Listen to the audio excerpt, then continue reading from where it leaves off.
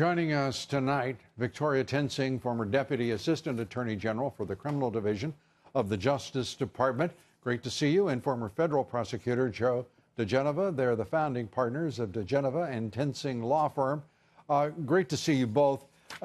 Your reaction to Heritage's reporting on what we've known that James Baker, the general counsel of the FBI, was at the nexus of what was going on.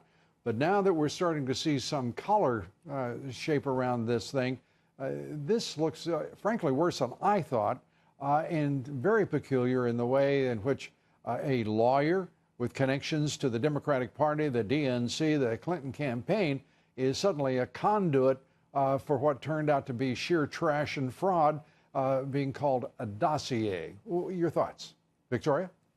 Well, Lou, this is no surprise at all. We've been saying for, 7, 8 months now, that there was a brazen plot to clear Hillary Clinton of any criminal wrongdoing and to frame Donald Trump. And we've known for a very long time that Perkins Coie was involved in it. Now, let's see, surprise. A top person in the FBI, the general counsel, met with a lawyer who represents officially the DNC, and Perkins Coie is saying, oh, we really don't have any of our fingerprints on it? I hate to do this, if I may, Victoria. Joe, the president right now talking about the Kavanaugh confirmation, and he's in Minnesota, Rochester, Minnesota, at a Make America Great rally. Here he is. We want beautiful environment, but you don't have to have regulation that makes it impossible for our country to compete with other countries. And that's what we're doing. The Democrats want to cripple law enforcement. They want to get rid of ICE. How about ICE? ICE, they're tough and they love our country.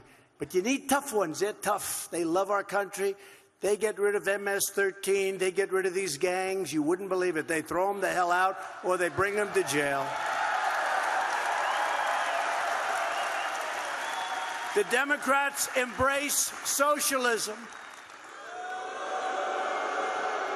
We're not going to be Venezuela. You see what's happening? And open our borders to deadly drugs and violent gangs.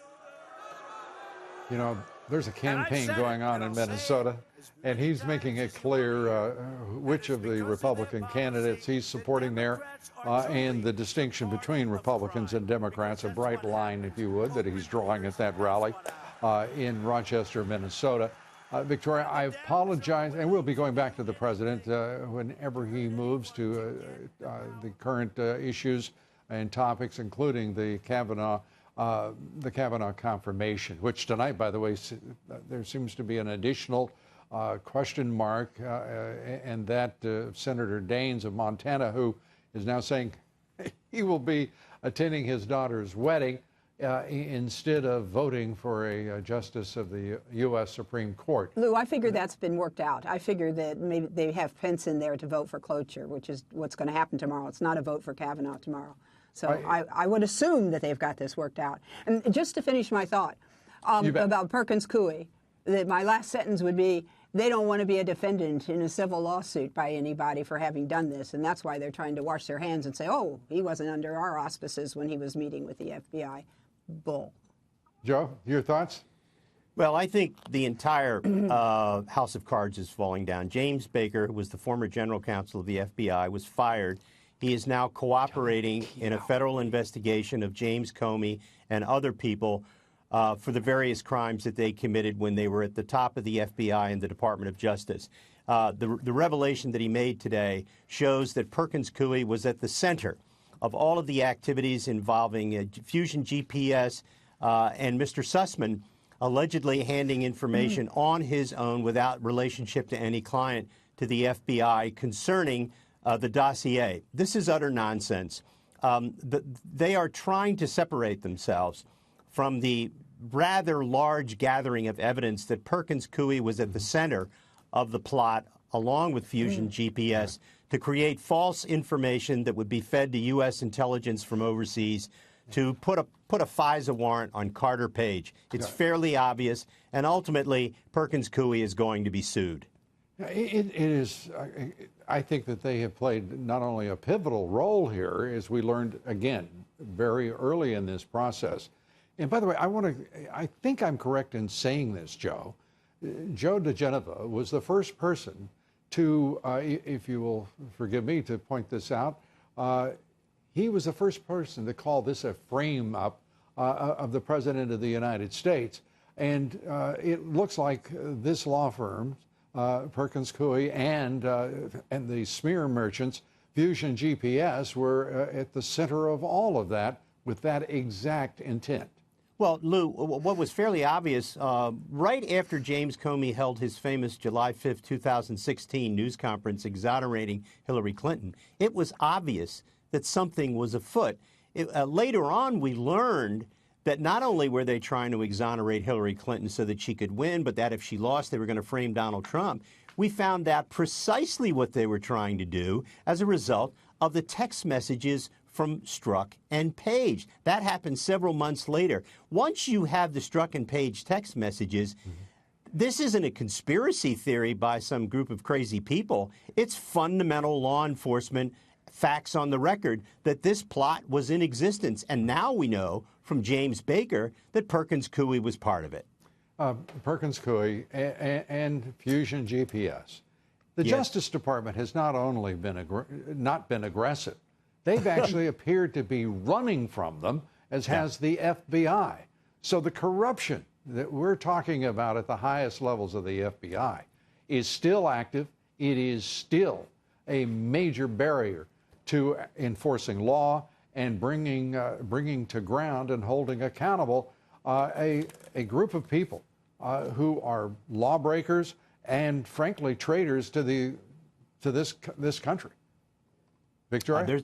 Lou, there's a gross, horrible, ugly similarity here between the Fusion GPS and all of the framing of Donald Trump and the Brett Kavanaugh situation. Right. Under this world we live in now, the Democrats have no problem making up allegations about somebody and putting them into a legal system to use them as a legal weapon on the person.